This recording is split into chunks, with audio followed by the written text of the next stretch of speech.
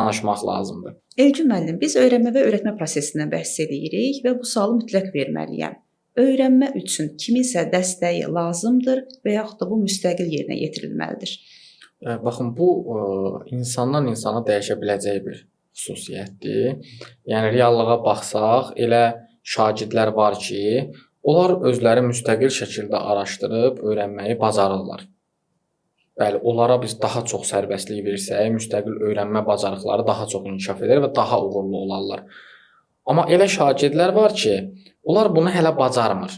Müstəqil öyrənməni əslində hər bir kəs bacarmalıdır. Bizim elə kurikulumun əsas göstəricilərindən, tələblərindən biri də budur ki, müstəqil öyrənsin şəxs. Baxın, təlimçiyə ehtiyac duymasın, bəzi şeylərdə müəllimə ehtiyac duymasın, özü araşdırmağı, öyrənməyi bacarsın. Amma bəzi şagirdlər bunu bacarmır. Bacarmayan şagirdlər üçün biz müvəqqəti dəstəyimizi verə bilərik onlara.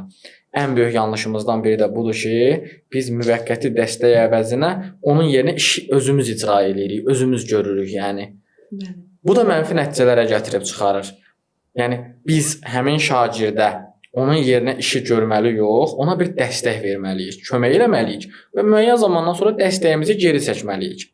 Bayaqki məsələ yenə də biz emosional xalqıq, biz uşaqlarımıza həddən çox bağlı insanlarıq və ona görə istəyirik ki, onun üçün hər şey rahat olsun, yaxşı olsun, onun yerinə özümüz oxuyaq, onun yerinə özümüz hər şeyi ona başa salaq. Amma düşünmürük ki, bəs bu uşağın özünün oxuyub anlaması necə olacaq, bunun özünün müstəqil öyrənməsi necə olacaq. Sabah müəllimi, təlimçisi, mən olmadıqda yanında o necə bir həyata necə baxacaq, necə özü yeni şeylər öyrənəcək, biliklər, bacarıqlar qazanacaq.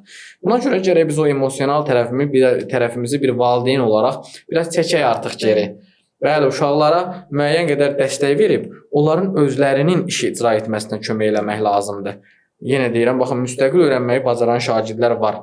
Onlara gərək şərait yaradaq ki, özləri araşdırsın, axtarsın, kəşf eləsin, öyrənsin.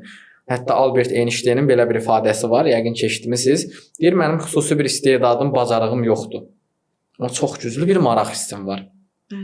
Çox insanlar Einstein'in xüsusi